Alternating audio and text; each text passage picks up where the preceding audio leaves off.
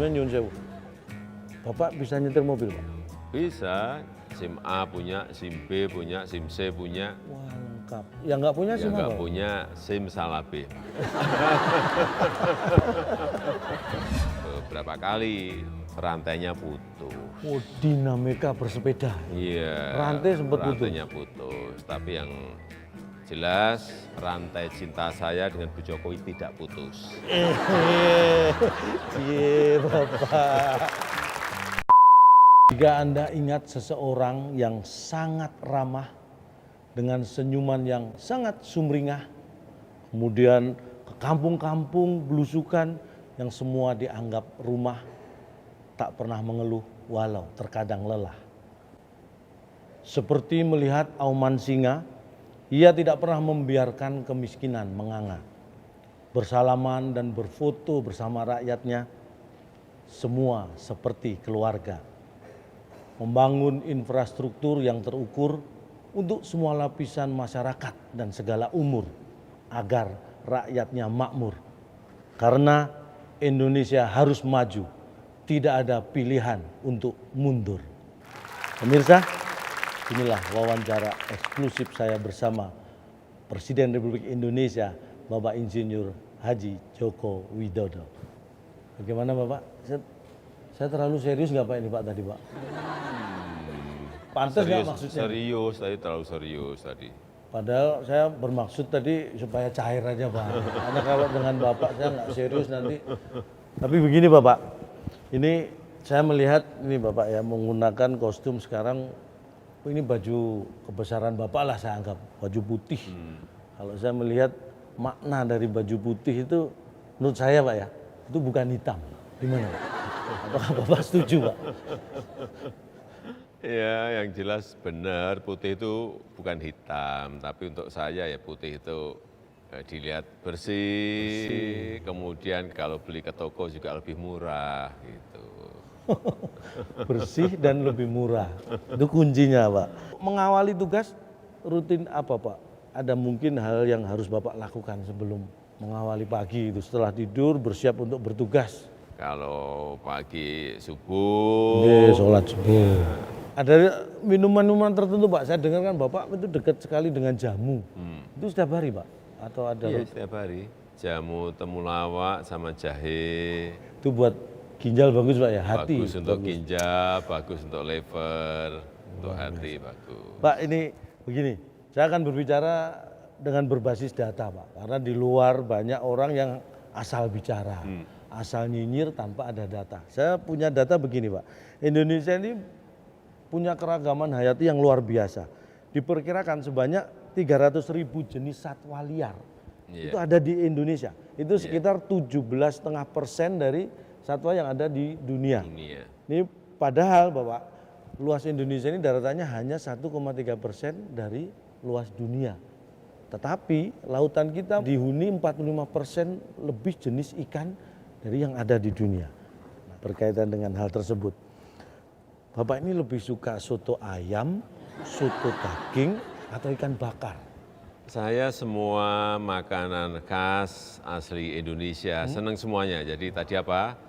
Soto Soto ayam, ayam suka, soto daging, soto daging suka, ikan bakar. ikan bakar suka. Tadi yang paling penting memang harus ada perlakuan khusus dulu, ada perlakuan khusus dulu. Ini kita pengen tahu perlakuan khusus terhadap ayam, daging, kemudian ikan tadi seperti apa Pak? Ya, yang paling penting harus dimasak dulu. Kalau enggak mau makan daging mentah, mau makan ikan mentah. Maaf Pak, saya sudah pensiun jadi kucing. Bener, memang harus dimasak dulu. Bener, Nah iya bener, dong, harus dimasak dulu. Bapak ini bisa. Masa mentahan-mentahan suruh makan, yang benar saja. Nah, tapi Pak, bicara masalah kekayaan kuliner di negara kita ini Pak. Sekarang banyak anak-anak muda juga yang semangat terjun di dunia kuliner. Bagaimana menurut pandangan Bapak? Ya bagus, bagus. Ini memang terbuka kesempatan bagi anak-anak muda untuk membuka entah warung makan, entah restoran, Jadi didukung 100%, Pak. 100% didukung oleh pemerintah. Sebelumnya nyun sewu, Bapak bisa nyetir mobil, Pak? Bisa nyetir mobil, bisa nyetir motor, bisa. SIM? SIM punya, SIM A punya, SIM B punya, SIM C punya. Wah, lengkap. Yang nggak punya SIM Yang nggak apa, Pak? punya SIM salabim. Maksudnya SIM Salabim ini nggak punya ini gimana, Pak? Ya tidak mungkin sesuatu itu instan, nggak mungkin. Apalagi membangun negara instan langsung sejahtera, itu juga tidak mungkin. Semuanya harus melalui proses yang panjang. Karena ini adalah negara besar. Jadi nggak mungkin SIM Salabim ada. Nggak mungkin, simsalabim langsung sejahtera, nggak mungkin. Proses itu yang penting.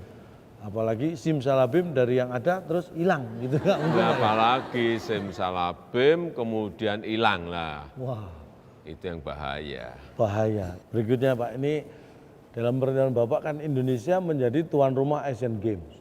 Itu opening ceremony-nya luar biasa, memukau.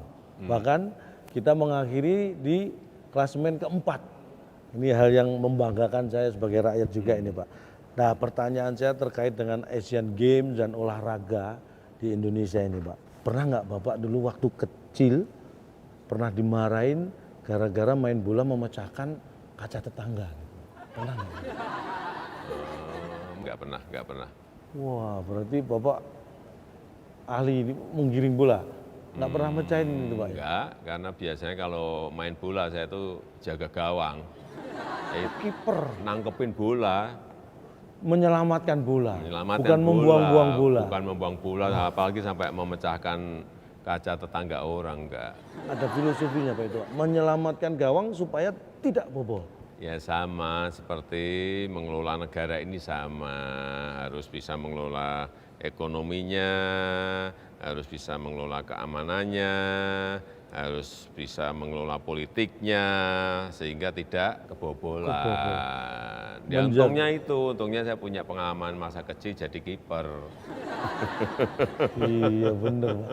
Mungkin banyak yang cuma jadi penyerang Pak ya. Menyerang terus lupa menjaga gawang. Kalau Bapak menjaga, karena menjaga gawang itu prinsipnya Iya, menjaga bangsa juga betul. jangan sampai kebobolan. Saya punya ini Pak, filosofi tentang nama Bapak. Jokowi itu ada mananya Pak, menurut saya Pak. Jo-nya itu selalu kerja. Selalu kerja. Ko-nya nggak pernah neko-neko. Ko-nya nggak pernah neko-neko. Wi-nya untuk Ibu Pertiwi. Untuk Ibu Pertiwi. Gimana Pak? Keren nggak Pak? Keren banget. Wah, terima kasih. Sekarang lebih akrab lagi Pak. Kita bicara masalah keluarga Pak. Masa keluarga. Boleh kan Pak ya? Boleh. Ini saya dengar Bapak dulu sering boncengan naik sepeda motor sama Ibu. Ini betul Pak ya? Iya benar, Nah. benar.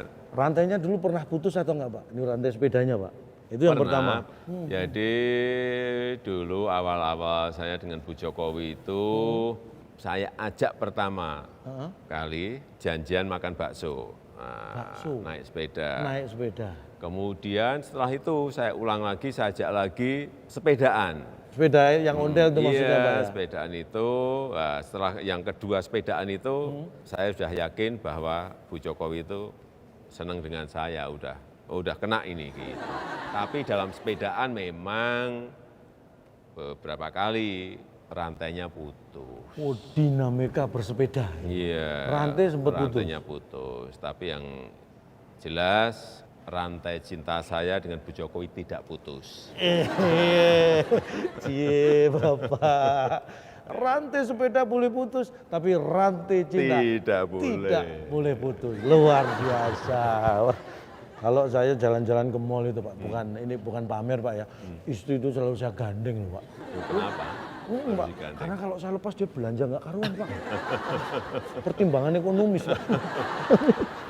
Nah, kalau Ibu Pak, Ibu itu kalau diajak jalan-jalan sama Bapak, apakah sama dengan ibu-ibu yang lain gitu Pak? Ya mirip tapi tidak sama ya kalau Mirip tapi ya tidak oke sama. kalau memang pas jalan-jalan ke mall belanja ya apapun kita harus tetap menunjukkan antusias bahwa mendukung gitu tapi ya saya bisik-bisik jangan banyak-banyak belanjanya. Jangan banyak-banyak belanjanya, jangan lama-lama, kaki sudah pegel gitu. Nah, lebih lagi nih Pak, Bapak ini kan terkenal dekat dengan putra-putra, anak putra-putri Bapak lah, anak-anak Bapak. Tapi semenjak ada Jan Etes, ini Bapak kayaknya Bapak lebih sering terlihat dengan Jan Etes daripada dengan anak-anak. Benar Pak ya? Iya, Nah, betul. itu menguasai Jan Etes ketika rewel itu seperti apa Pak? Ketika rewel, ya saya ajak jalan-jalan, dia itu tugasnya MC ya itu. Harusnya kan MC itu saya Master of Ceremony gitu Pak. Enggak, kalau MC ini ngomong cucu, ngomong seperti itu. Ngomong cucu. Nah, kalau misalnya di Istana Bogor gini jalan-jalannya Diajak memberi makan ikan, diajak memberi makan kambing, diajak memberi makan rusa, memberi makan. iya, diajak memberi makan kuda, dan hewannya banyak banget.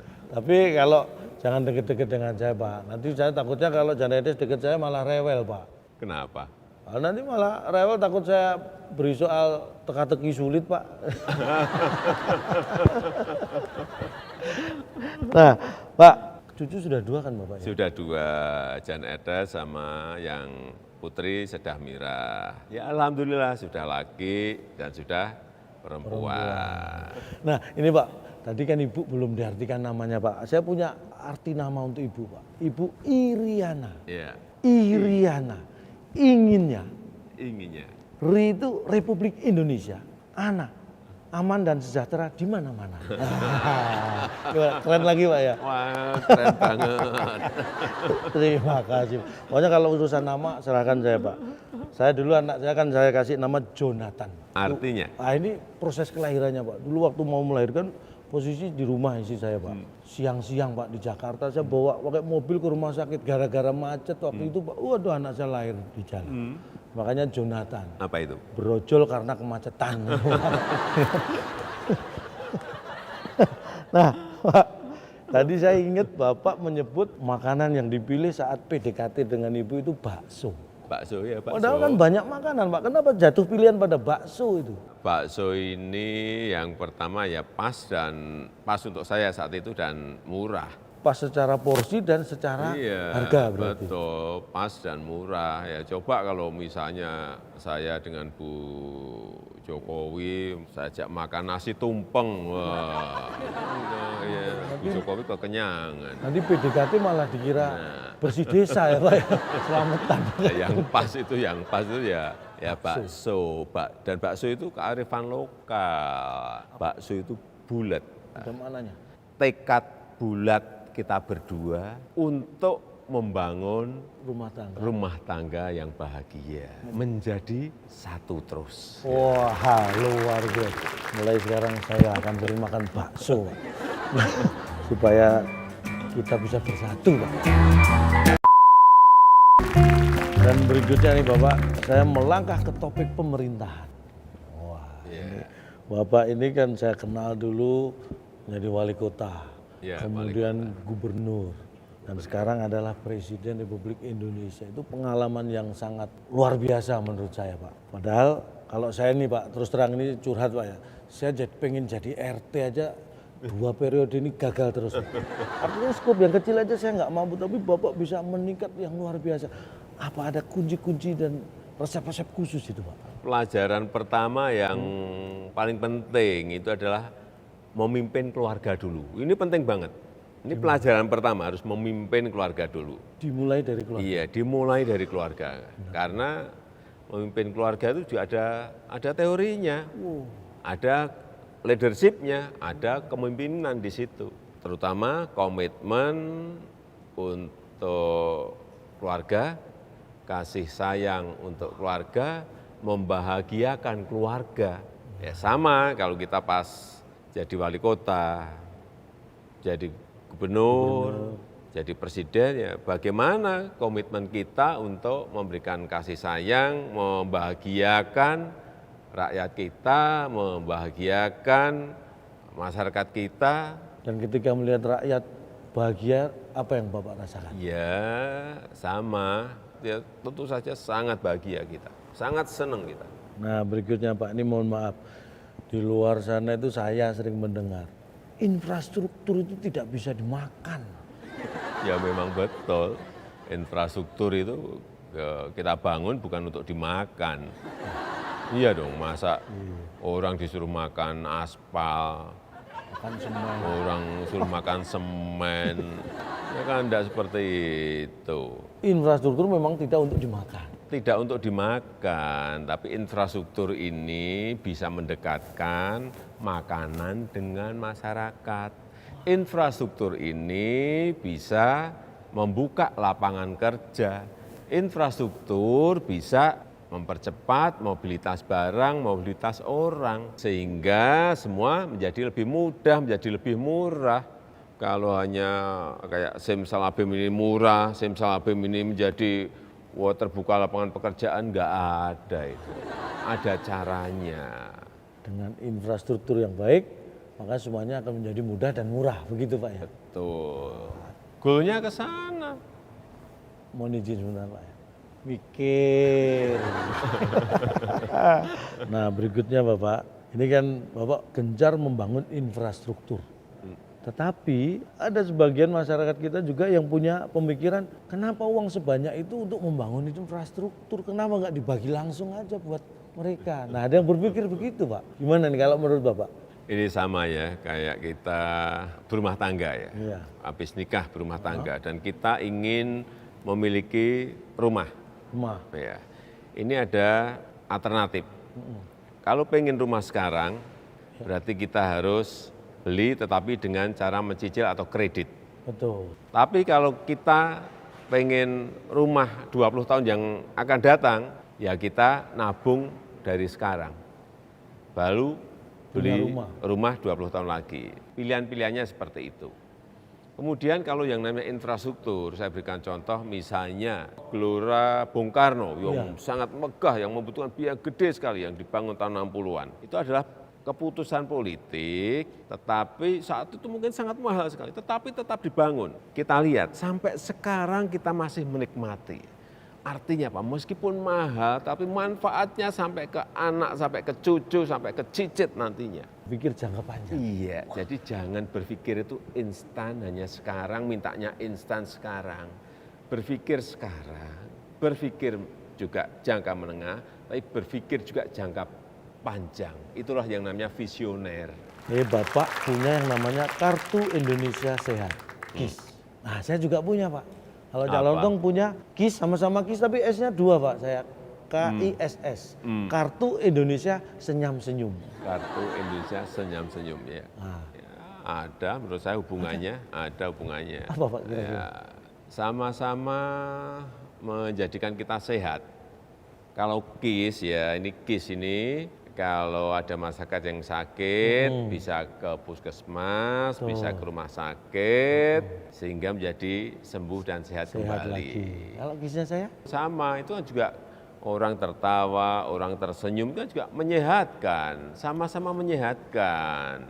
Iya, berarti kita punya program yang sama ya Pak. Mirip-mirip. Mirip-mirip. Karena tertawa itu sehat. Tertawa itu sehat, betul. Kalau sudah sehat, itu kita bisa berbahagia. Betul.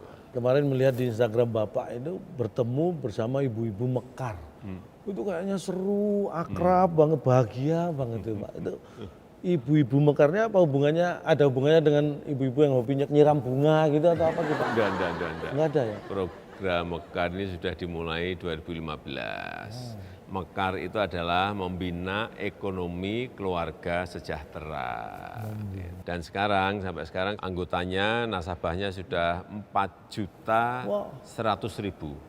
Sudah banyak sekali di provinsi-provinsi yang ada. Kita memberikan pinjaman, karena ini untuk ekonomi super mikro dan mikro, memberi pinjaman ada yang 2 juta, ada yang 3 juta, ada yang 4 juta. Yang saya senang setiap bertemu dengan ibu-ibu Mekar ini adalah ada yang cerita, Pak, saya dulu jualan keliling, sekarang punya warung di pasar, seneng, kita seneng.